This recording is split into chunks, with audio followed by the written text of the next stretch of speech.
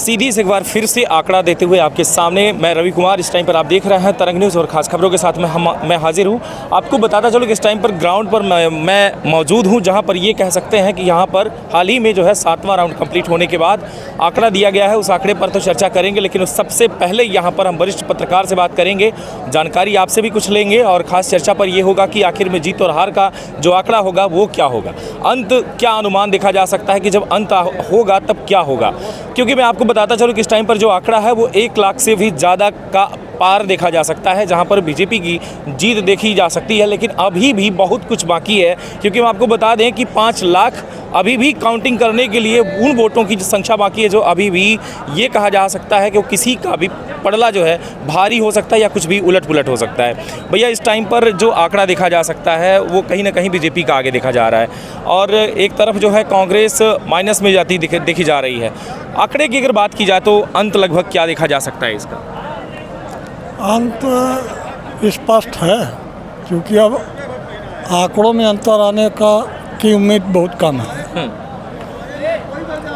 जिस तरीके से मतदान हुआ था और जो आरोप प्रत्यारोप लगे थे और जो परिणाम आ रहे हैं, उससे ये लगता है कि बहुत अंतर आएगा नहीं, थोड़ा बहुत माइनस हो सकती है। क्योंकि अभी तक के जो आंकड़े आए हैं उसके अनुसार में केवल देवसर विधानसभा में कांग्रेस 3 राउंड में आगे चली है, बाकी किसी विधानसभा में कांग्रेस आगे होती नहीं दिखी है।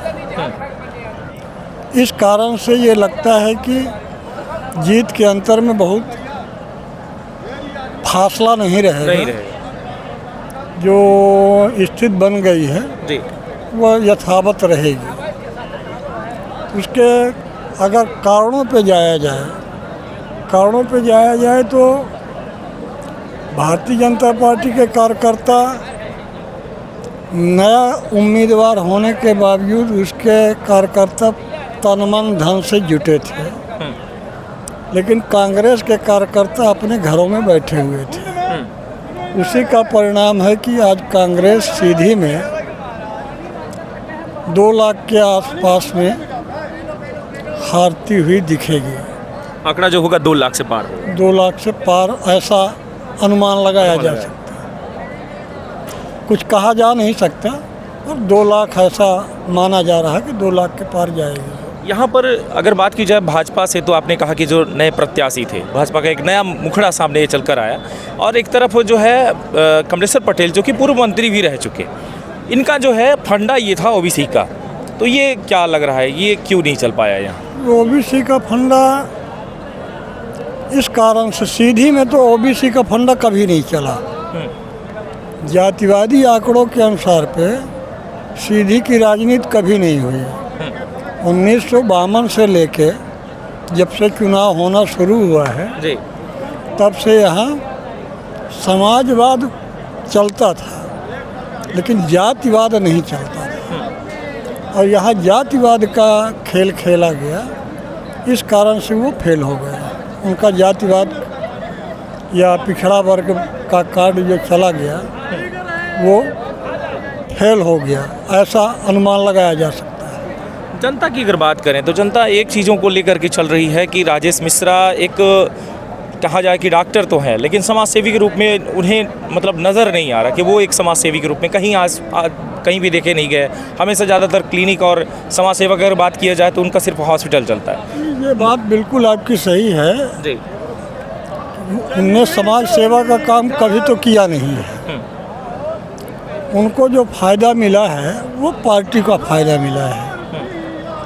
वो शुरू से लेके और लास्ट तक उम्मीदवार बनने तक, भारतीय जनता पार्टी के उम्मीदवार बनने तक वो चिकित्सा पेशा से ही जुड़े रहे।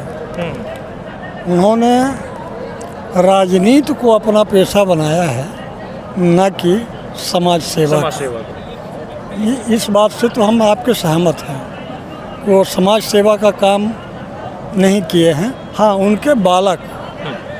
उनके बालक जरूर थोड़ा बहुत, अनूप मिश्रा समाज सेवा में रुचि रखते रहे हैं जी।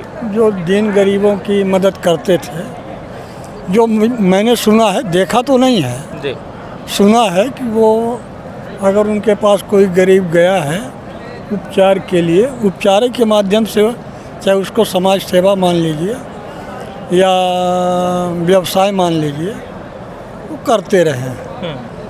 ये भी बात सामने कई बार आई है कि वो उपचार के तौर पर जो मोदी जी का संबल कार्ड था, संबल कार्ड के माध्यम से उसका पैसा वगैरह ज़्यादा फायदा ले लेते रहे हैं। ये तो राजनीतिक आरोप प्रत्यारोप की बातें होती हैं, लेकिन कुछ ना कुछ निश्चित तौर पर उन्होंने समाज सेवा का काम अनूप मिश्रा जी ने किया है।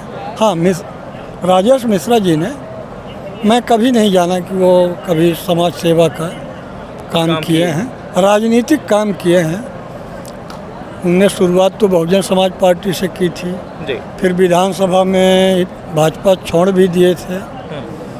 किसी कारण बस सब समझौता हुआ कि सौदा हुआ कि क्या हुआ, ये उनके पार्टी का फंडामेंटल है। तो यहाँ पर जो है ये चीज़ें आई कि रिद्धि पाठक ने उनको मनाया था, फिर वापस यहाँ पर लेकर आई, और कई ऐसे प्रत्याशी मैदान में उतारे जा सकते थे जो भाजपा में और भी लोग थे।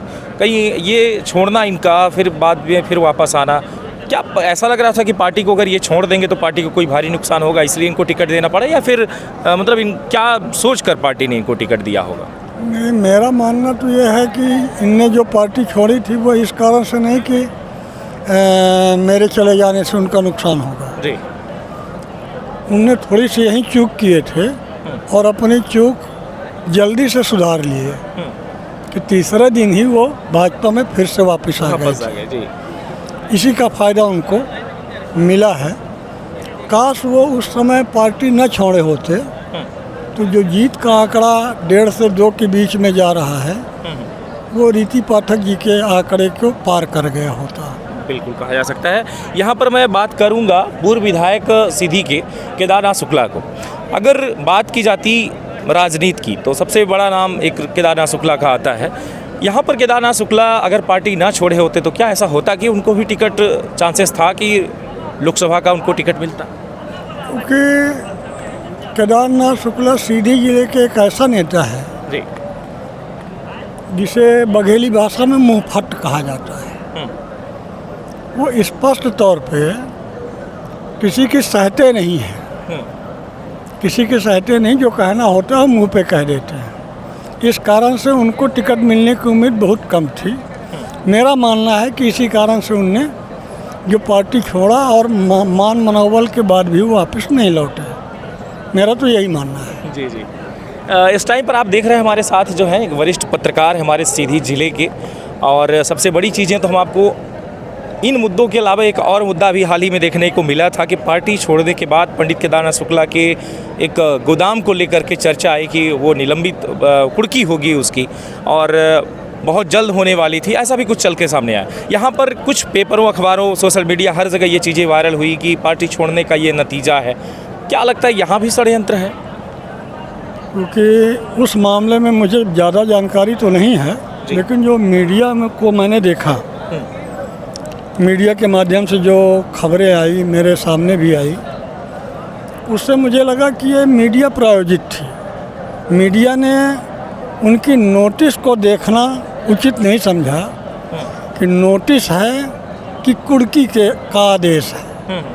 मीडिया ने ये चलाना शुरू कर दिया कि उनकी संपत्ति कुर्क होगी, जबकि उनने नोटिस जारी किया था कि इतने दिन के भीतर यदि भुगतान नहीं किया तब नीलाम किया जाएगा, तो नीलाम किया जाएगा। उसके लिए भी प्रोसीजर होते हैं। उनको कई बार नोटिस जाएगी, मुनादी होगी।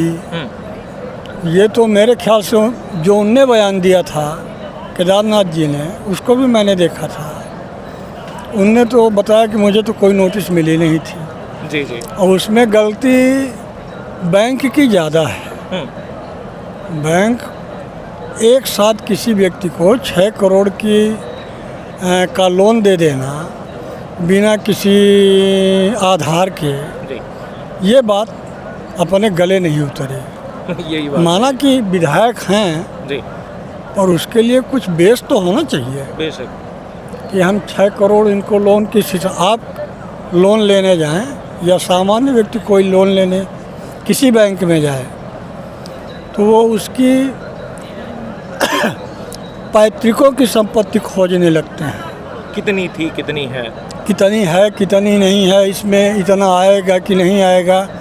इतना आप दांव पेच फंसा देंगे कि सामने लोन लेने वाला खुद कागज़ फेंक के भाग जाता है। जी जी। और विधायक जी को उनने एक आवेदन पे 4 करोड़ का कर्जा दे दिया। सारी चीज़ें स्पष्ट हैं। और रही बात अब आंकड़ों की, हमारे साथ अब तक हमने पहले ही बताया कि सीधी जिले के वरिष्ठ जो है यहाँ पर पत्रकार हमारे साथ राम बिहारी पांडे जी थे, और अब आपको हम अवगत करवाएंगे उन आंकड़ों से। और पहले ही आपने बताया कि 3 जगह पर जो है कांग्रेस आ गए। फिर से एक बार थोड़ी आंकड़ा बताया जाए कि कहाँ पर आगे है। ज़्यादातर धवनी में देखा गया है जी, धवनी में, बाकी तो किसी जगह पे नहीं। यहाँ पर बात तो चुरहट की है कि चुरहट से आगे चल रहे हैं। अब चुरहट का अभी तक आंकड़ा आया नहीं है। हाँ। अब किसने ऐसा फैला दिया कुछ स्पष्ट नहीं हो पा रहा है क्योंकि बार बार जो है अनाउंस होता नहीं है यहाँ पे। सीधी जिले की 4 विधानसभाओं की गणना सीधी जिले में हो रही है। एक भी विधानसभा की एक भी राउंड की टेबुलेशन मीडिया के सामने नहीं आई। यहाँ पर ये भी कहा जा सकता है कि जो प्रबंधन है काफ़ी लापरवाही यहाँ पर कर रहा है, क्योंकि बार बार इनको राउंड पर राउंड के हिसाब से इनको बता देना चाहिए। बिल्कुल, अब तक सिर्फ 1 या 2 बार अनाउंस हुआ, 7 से 8वां चरण चल रहा है। अब तक तो लगभग 10 भी पार हो गया होगा। हाँ, 11 राउंड संभवतः हो चुके हैं जी, लेकिन एक भी राउंड का चार्ट तो भेजा ही नहीं गया। बिल्कुल अनाउंस किया गया है, थोड़ी व्यवस्थाएं गड़बड़ हैं। जी। उस व्यवस्था को आप लोगों को चाहिए कि कलेक्टर साहब से बात करें। कि कलेक्टर साहब तो बीच में मुझे यहाँ पर दिखाई नहीं दिए, क्योंकि बहुत सारी अव्यवस्था जो यहाँ पर देखने को मिली। अब हम बात करेंगे आंकड़ों की। हम आपको बता दें इस टाइम पर जो है सीधी से सबसे ज़्यादा जो लीड करने वाले हैं, बहुत बहुत धन्यवाद भैया, जो यहाँ पर लीड करने वाले व्यक्ति हैं, यहाँ पर आपको बता दें कि राजेश मिश्रा है, जहाँ पर देखा जा सकता है कि इस टाइम पर 1,37,430 वोटों से आगे चल रहे हैं राजेश मिश्रा। फिर से एक बार हम आपको बता दें कि राजेश मिश्रा इस टाइम पर 3,52,619 वोट इनको मिल चुके हैं, जिनमें से अगर बात की जाए कमलेश्वर पटेल को, तो इस टाइम पर कांग्रेस को वोट सीधी से मिले हैं 2,15,189, और लीड की अगर बात की जाए तो 1,37,430 वोटों से आगे चल रहे हैं बीजेपी। अब वहीं हम बात करेंगे यहाँ पर जो गोगपा यानी कि गणतंत्र जो है पार्टी, आपका गोंडवाना गणतंत्र पार्टी, यहाँ पर जो देखा जा सकता है अजय प्रताप सिंह को इस टाइम पर 28,122 वोट मिल चुके हैं।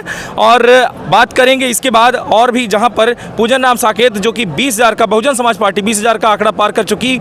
जो इसी में अगर बात की जाए लक्ष्मण सिंह वैश्य जो कि यहाँ पर पहले 3रे नंबर पर थे, लेकिन अब जो है 5वें नंबर पर देखे जा सकते हैं।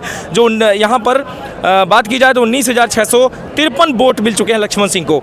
और भी बहुत सारे हैं, लेकिन अब हम सबसे बड़ी बात तो यहाँ पर ये देखी जा सकती है कि सीधी से कुछ ऐसे भी व्यक्ति हैं जिन्होंने नोटा को वोट दिया है, जो कि 2,598 वोट मिले हैं नोटा को। हमारे साथ यहाँ पर और भी लोगों को जोड़ने का प्रयास करेंगे, लेकिन राजू भैया हमारे साथ यहाँ पर। राजू भैया, क्या लग रहा है इस बार किसकी सरकार 400 पार या नहीं पार, क्या लग रहा है आपको? 400 पार का नारा बीजेपी का जरूर था, लेकिन जिस प्रकार से आंकड़े सामने आ रहे हैं तो मुझे नहीं लगता है कि 400 पार हो पाएंगे। बीजेपी का एक खास पर अगर बात करें तो बीजेपी का भी 200 के समथिंग होगा। जो उनकी पार्टियां हैं उनको मिलाकर जो आंकड़े दिख रहे हैं तो दिख रहे हैं, लेकिन जिस प्रकार से बीजेपी लगातार कांग्रेस को अपना आरोप लगा रही थी कि मैंने 40 वाली पार्टी है, लेकिन साफ तौर पर देखा जा सकता है जो रिजल्ट सामने आया ये चौंकाने वाले हैं। अगर हम मध्य प्रदेश की बात करें तो मध्य प्रदेश के 29 का बीजेपी का कब्जा नजर आ रहा है फिलहाल। और जिस प्रकार से अगर यूपी की बात करें तो यूपी का रिजल्ट सबके सामने पर है, बिल्कुल माइनस पोजीशन पर है। तो ये कहीं ना कहीं पर अगर बात की जाए कि प्रधानमंत्री की, तो प्रधानमंत्री का जिस प्रकार से रेशियो है जीत का, वो कहीं ना कहीं पे अपने दायरे पे खड़ा हो रहा है कि एक प्रधानमंत्री जो लड़ रहे हैं चुनाव, उनका रेशियो जीत का कहाँ है। अगर मैं बात करूं मध्य प्रदेश के मुख्यमंत्री शिवराज सिंह चौहान की लीड देख लीजिए आप, अच्छी खासी देखी जा सकती है। तो कहीं ना कहीं पर अब ये नहीं मान सकता कि मोदी फैक्टर ये अपन नहीं मान सकते हैं। हाँ, भारतीय जनता पार्टी का जिस प्रकार के रेशियो है वो देखने को मिल रहा है। यानी कि यहाँ पर सिर्फ एक आंकड़ा देखा जा सकता है कि जो भी है वो सिर्फ मोदी फैक्टर नहीं चल रहा है, लोगों की मर्जियाँ है कि उनको क्या कौन पसंद आ रहा है, उसके हिसाब से वोटिंग हो रही है। अब इंदौर में आप चले जाइए, इंदौर में जिस प्रकार से जनता ने नोटा को वोट दिया है, हाँ, वो कहीं ना कहीं पे प्रश्न चिन्ह लगाता है। 2 लाख पार कर रहे हैं सीधे से प्रश्न होता है कि नोटा को इस प्रकार से इंदौर जैसे ग्लेमर सिटी पे अगर नोटा को कर रहे हैं तो आप सोच सकते हैं कि सरकार की जो नीति रही है कहीं ना कहीं विफल नजर आई है। 2500 वोट अगर देखा जाए तो नोटा को सीधी में भी देखे जा सकते हैं। अब हम उन्हें क्या कहें, या हो सकता है कि लोगों को पता ना रहा हो, या बहुत ज़्यादा शिक्षित लोग रहे हो जिनको कोई इनमें से पसंद ना रहा हो, ये भी कुछ भी आंकड़ा कहा जा सकता है। अब रही बात सीधी की, तो सिहावल के बाद और आंकड़ा अगर देखा जाए तो और आंकड़ा जो है देखा जा सकता है कि कांग्रेस कहीं लीड नहीं कर रही है। क्या वजह मानेंगे? एक तरफ तो जो है कांग्रेस का फैक्टर जो था ये था कि ओबीसी का फैक्टर चलेगा शायद सीधी में, क्योंकि जब सबसे ज़्यादा देखा जाए तो आंकड़ा ओबीसी का है। यहाँ पर ये चीज़ें जो है तो चलकर सामने नहीं आ रही। अब तो जो आंकड़े सामने आ रहे हैं उसके हिसाब से कहीं ना कहीं ये स्पष्ट हो रहा है। इस बारे में आप क्या कहेंगे? क्योंकि क्षेत्र जो है सिहावल क्षेत्र आपका है और वहाँ पर जो है बहुत सारी चीज़ें चलकर सामने आती हैं। वहाँ का आंकड़ा एक तरफ से देखा जाए तो कांग्रेस आगे है और बीजेपी पीछे है। क्या वजह मानेंगे? देखिए 8 विधानसभा को मिलाकर एक लोकसभा बनती है। हाँ। सिंपल सा मान लीजिए 4 सीधी में आ जाते हैं, 3 सिंगरौली में आ जाते हैं और 1 व्यवहारी में आ जाता है। शुरू से ही रेशियो जो देखा जाएगा तो 7 पर बीजेपी की लीड पहले से थी। हाँ। लगातार उसके बाद सिहावल विधानसभा अगर बात करें तो प्रत्याशी वहाँ से बिलोंग करते हैं। हाँ। एक चेहरा भी है कांग्रेस पार्टी में, बड़ा चेहरा जिसको सामने पे मैदान पर, तो उनका गढ़ है वो। तो जो वो उनका गढ़ है तो लगातार जब शुरू से वहाँ से बात की जाए तो 8 राउंड तक में जो वहाँ से रेशियो था तो 9000 10,000 के समथिंग वहाँ का रेशियो था। अब धीरे धीरे गणना जब होगी तो रेशियो घटेगा, लेकिन 7 पर बीजेपी काबिज रही, ये मानने को स्वीकार करना चाहिए कि 8 पर लगातार वो लीड बनाई रही और अभी तक 1 लाख के आसपास की ऊपर जा चुके हैं। वो लीड का आंकड़ा बरकरार है और शाम तक में और भी स्थिति बन सकती है। ओबीसी फैक्टर का बात करें आप तो मगर यहाँ पर 3 बार सांसद बीजेपी के रहे हैं। इससे पहले इंद्रजीत कुमार जी जब चुनाव लड़े थे, उनके साथ में जब रीति पाठक जी चुनाव लड़ी थी, उस समय चुनाव का रेशियो देख लीजिएगा क्या था। उसके बाद फिर जब राहुल जी चुनाव लड़े, उनके साथ में रीति पाठक जी, उनका रेशियो देख लीजिएगा। तीसरे बार इनका पत्ता कट गया, राजेश मिश्रा को टिकट दे दिया गया। उसके बाद जब रेशियो जीत का आ रहा है तो वोट परसेंटेज जो पहली चरण में हुई थी कम हुई थी। लोगों को ये आंकड़ा था कि नहीं कहीं ना कहीं पे फेरबदल होगा, सरकार मतलब कुछ ना कुछ सांसदों में फेरबदल होगा, कांग्रेस यहाँ पर मजबूत पड़ेगी, कहीं ना कहीं पे उम्मीद थी। क्योंकि लोकसभा का चुनाव सामने आया, विधानसभा का रिजल्ट भी सामने पे आया हुआ था। जी हारे हुए प्रत्याशी थे, सीडब्ल्यूसी के मेंबर थे, कांग्रेस का बड़ा चेहरा था, इसलिए टिकट उनको दिया गया। कहीं ना कहीं ओबीसी फैक्टर चलेगा ये माना गया था, लेकिन जिस प्रकार से रिजल्ट सामने आ रहा है तो ये नहीं मान सकते हैं कि ओबीसी फैक्टर यहाँ पर चला। यानी कि अगर कहा जाए तो यहाँ पर जातिवाद का मुद्दा ये कुछ ऐसा नहीं चला, यहाँ पर समाजवाद ही रहा। बिल्कुल जातिवाद का मुद्दा यहाँ पर बिल्कुल नहीं रहा। जिस प्रकार से डॉक्टर राजेश मिश्रा जी का विरोध था, कहीं ना कहीं पे विरोध था, लेकिन उसका विरोध का सामना उन्होंने किया, लेकिन भारतीय जनता पार्टी के प्रति जो विश्वास जनता का था वो साफ तौर पर देखा जा सकता है कि सांसद के सीट कटने के बाद में नया चेहरा के बावजूद भी राजेश मिश्रा को इस प्रकार से जनता का स्नेह प्यार मिला है, तो ये माना जा सकता है कि बीजेपी को जनता ने सराहा है, इसको स्वीकार करना चाहिए। अगर सीधी की बात की जाए तो आपने कहा कि भाई लोकप्रियता तो इनकी देखिए थी, और एक तरफ अगर नए प्रत्याशी की बात की जाए तो ये इनकी लोकप्रियता इतना ज़्यादा नहीं रही, विरोध भी होता रहा। क्या वजह मानेंगे इनकी जीत की? क्या ये मोदी की वजह से हो रहा है, या फिर अगर बात की जाए तो पार्टी की वजह से हो रहा है, या विकास की वजह से? क्या वजह मानते हैं इनके जीतने की? नहीं, विकास की अगर बात करें तो विकास का एक्स्ट्रा सेक्टर अगर देखा जाए तो सिंगरौली सीधी मिलाकर विकास का बहुत सारे ऐसे हैं, सब नाराज़ हैं, महंगाई से भी नाराज़ हैं। लेकिन जो बीजेपी का एक चेहरा था मोदी, जो मोदी के नाम पर जो फैक्टर जो गांव-गांव में चला, तो ये अपन मान सकते हैं कि जो ये वोटिंग हुआ है तो ये मोदी जी के नाम पर वोटिंग हुई है, बीजेपी के नाम पर वोटिंग हुई है, ना कि व्यक्ति विशेष चेहरे पर लेकर वोटिंग किया गया है। व्यक्ति विशेष चेहरे पे होता तो इतना बड़ा फर्क सामने नजर नहीं आता। बहुत बहुत धन्यवाद भैया, थैंक यू। हमारे साथ अब तक थे अब हमारे वरिष्ठ पत्रकार राजू गुप्ता जी, जो कि अमिलिया और सिहावल क्षेत्र देखते हैं। आपको हम बताते चले कि इस पूरे मामले पर फिर से अगर अपडेट ना आई होगी तो अब तक का जो मैंने आंकड़ा आपको बता दिया है वो बेहद बड़ा आंकड़ा चलकर सामने आया है। फिर से हम एक बार आपको बता दें कि फिर से आंकड़ा अपडेट हो चुका है। अब तक का जो है लीड करते हुए जो देखे जा सकते हैं 3,52,619 वोट जो है बीजेपी को मिल चुके हैं, वहीं कांग्रेस को 2,15,189 वोट मिल चुके हैं। आंकड़ा अगर जीत का देखा जाए तो 1,37,430 वोट से आगे चल रही बीजेपी। वहीं अगर बात की जाए अजय प्रताप सिंह गोंडवाना गणतंत्र पार्टी, तो इस वक्त जो है देखा जा सकता है कि 28,122 में समटी हुई है। आगे चलकर हम आपको बताएंगे कि पूजन राम साकेत जो कि बहुजन समाज पार्टी 20,329 वोट, और लक्ष्मण सिंह वैस इस टाइम पर जो है 19,653 वोट पर देखे जा सकते हैं। वहीं नोटा का जो आंकड़ा है वो 2,500 से पार हो चुका है, यानी कि 2598 का आंकड़ा नोटा को भी, यानी कि सीधी में नोटा को भी कहीं ना कहीं वोट मिल रहे हैं। लगातार बने रहे तरंग 24 न्यूज़ के साथ, फिर मिलेंगे आपसे खास खबरों में और अपडेट करवाएंगे कि आगे कौन पीछे कौन, और सबसे बड़ी बात कि ग्राउंड से सारी रिपोर्टिंग हो रही है। बहुत बहुत धन्यवाद।